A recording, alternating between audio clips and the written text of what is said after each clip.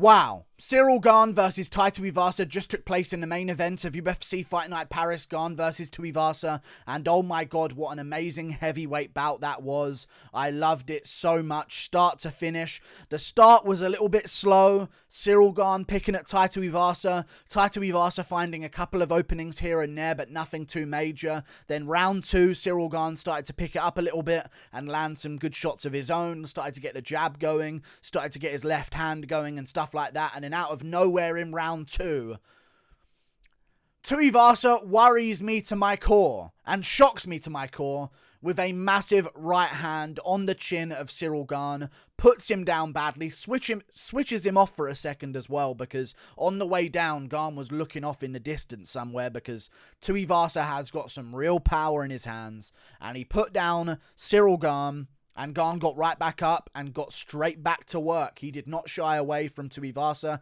He did not panic shoot takedowns and beg to hold on to the clinch and stuff like that. He stayed on the feet and he stayed true to what he's good at, which is the striking aspect of MMA. And he blitzed him with like some massive big body kicks, big knees to the body as well, hurting Tai Tuivasa to the body. And because he hurt Tai Tuivasa to the body, all of a sudden, he got massive respect back from Tai Tuivasa.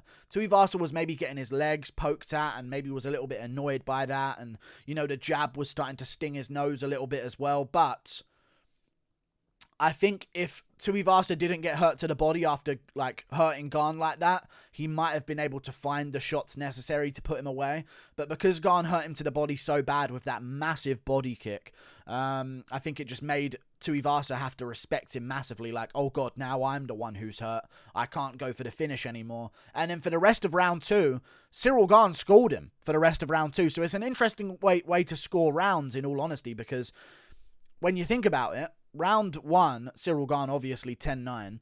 But round two, you know, Ciryl Gane won the entire round but got dropped in a certain moment. I gave it to Tai Tuivasa watching it live, but thinking about it back again, I feel like Ciryl Gane was really picking him apart, and even I think broke his nose at the end of round two as well. I think Ciryl Gane landed like a straight jab and a left hand that like really badly caved in the nose of Tai Tuivasa. And then round three, it was just a pick up where he left off at the end of round two. Ciryl Gane schooling Tai Tuivasa. Tuivasa again landing a couple of shots here and there. I mean, they just got the fight of the night bonus. 100% they earned that. And it was an amazing win. It really was an amazing win.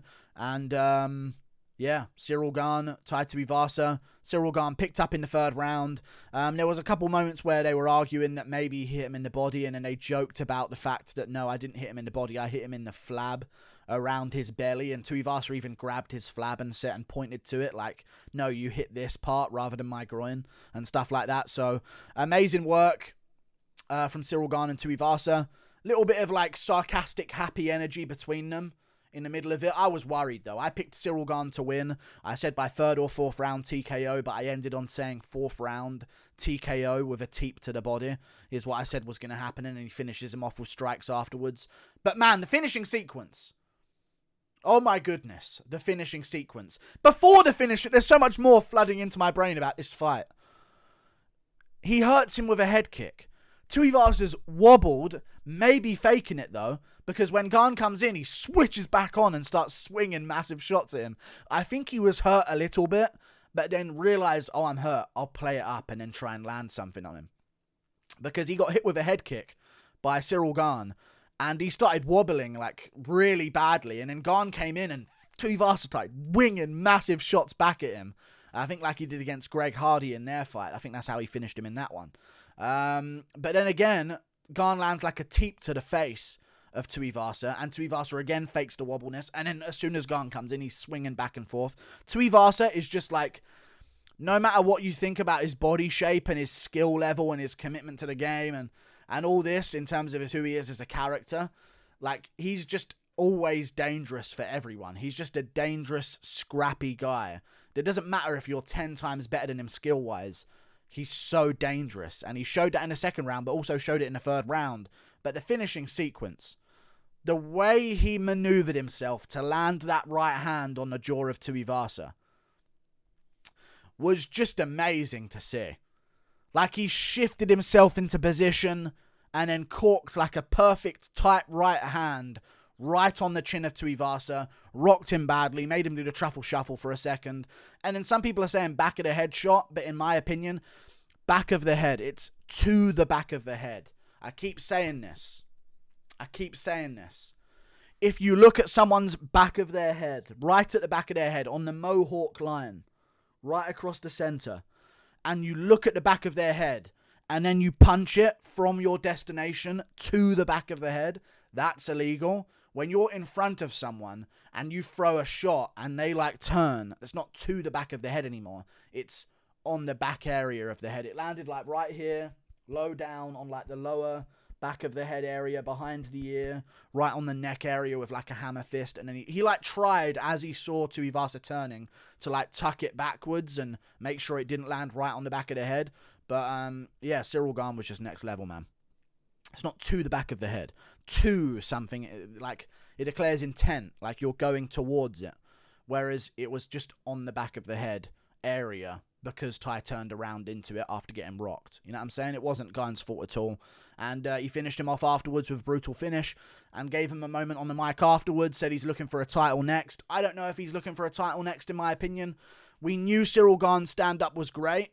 It looked better tonight. He's had a long time off to develop. This is the longest time Gane has had off to develop in his entire career. People forget how quick the rise was. He made it from unranked, no pro fights whatsoever, to title shot in about 2 or 3 years. So he was fighting every couple of months. This is the first time we've seen Ciryl Gane take like an 8-9 month time off and show massive improvements, and he has massively improved. He's still so new to the game. In my opinion, fair play if Stipe Miocic does not take that John Jones fight and they make John Jones versus Gane instead in the meantime, and the winner can take on Francis Ngannou. I don't mind. I want to see if his grappling's better, because we don't know that. I would assume it is, but I'd like to see before I put him in there against Ngannou again, because I know he won against Ngannou the first time, so he's the champ technically, but as with Whittaker and Adesanya and Covington and Usman in their rematch, the scorecards just don't seem to make sense. But I get it. Ngannou was on top, heavy breathing and doing nothing. So give him the round, even though Ciryl Gane outstruck him, landed the better shots, and also had 2 submission attempts and got the takedown in the first place and had his own control time. Give that round to Ngannou somehow, judges. And also a 49-46 scorecard. Don't get me started on the 49-46 scorecards. Either way,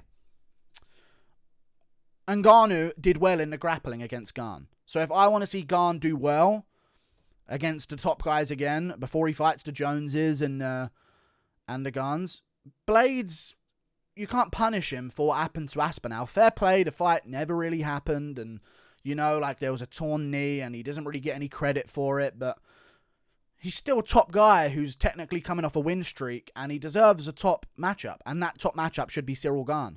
So what I would say you should do is at UFC London, UFC pay-per-view in London in February, which I believe they're going to do in Wembley Arena, in order to make sure you sell out the arena of Wembley, which is massive, by the way, you got to bring some fans from different parts of the world, such as bringing some French fans in Paris that Gane has just gained in that last fight that he's just had today, over to London. It's only like 2 or 3 hours on a train, underground, underwater, across the English Channel, underwater train, all the way to London from Paris.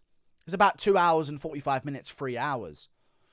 So you can bring those fans over, no problem. We're very close city-wise, Paris and London. So UFC at Wembley, whatever number it's going to be in February. Usman versus Edwards 3 as the main event. Co-main event, Josh Emmett versus Arnold Allen, just to get an English guy up the top of the card. Feature fight, Ciryl Gane versus Curtis Blades. 4th fight down on the card, Paddy Pimblett versus Jim Miller or Bobby Green, one of these types of matchups. And then Darren Till versus Paulo Costa, or Darren Till versus Nasruddin Imavov. Terrible for Darren Till, but, you know, that's what you got to do. And if you're at middleweight, you got to take on these tough challenges. So, or Dricus du Plessis, any of these names. That's what I say you should do. And that's a perfect main card. Think about that. Edwards, Usman main event. Allen, Emmett, title fight eliminator, co-main event. Ciryl Gane, Curtis Blades, feature fight. Maybe Darren Till versus Nasruddin Imavov or Dricus du Plessis or someone at middleweight in the 4th fight down, and then open up the main card with Paddy Pimblett versus Jim Miller. That sells out Wembley 100%. So I think that's what they should do. And then put maybe Nathaniel Wood on the prelims, Molly McCann headlining the prelims, get all the other UK names, Lerone Murphy versus Nathaniel Wood, both from the UK, both English. They could be fighting each other at featherweight now. That makes sense. The limitations for that UFC England card are endless for a pay-per-view, and I think it would sell out a Wembley arena and do massive pay-per-view numbers, so sign me up. Looking forward to it, and what an amazing performance by Ciryl Gane. Great teeps to the body. He got a little bit caught up in the firefight here and there, and I was like, God, don't get caught up in the firefight, because this is where Tuivasa can catch you and put you away. But he showed, like, I'm willing to trade with him in the pocket here and roll under shots, which is risky against Tai because he's short and stocky, so it's harder to roll under him like it would be for, like, an Ngannou swinging with wide hooks as a taller guy, you know what I'm saying? So, yeah, risky game plan in moments for Gane, but he wanted a finish in front of his home crowd, and he got one, and it was an amazing performance. The best Ciryl Gane we've seen. Amazing. And it showed, and I'm glad he got knocked down, and Paul Felder said this as well. I'm glad he got knocked down because it showed us he can take a shot, he can recover immediately, and he can work his way back into a fight as well, which is good to see because otherwise we would still not know about his chin. We've known he had a decent chin. It's not fragile because we've seen him take big shots and take them well.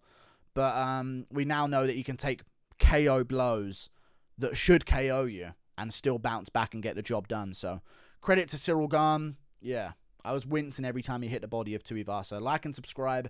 Thank you for watching. And for Tuivasa, maybe Tom Aspinall mid next year. Something like that. Take some time off. You took a lot of damage. See you later. Goodbye. Toodle pip.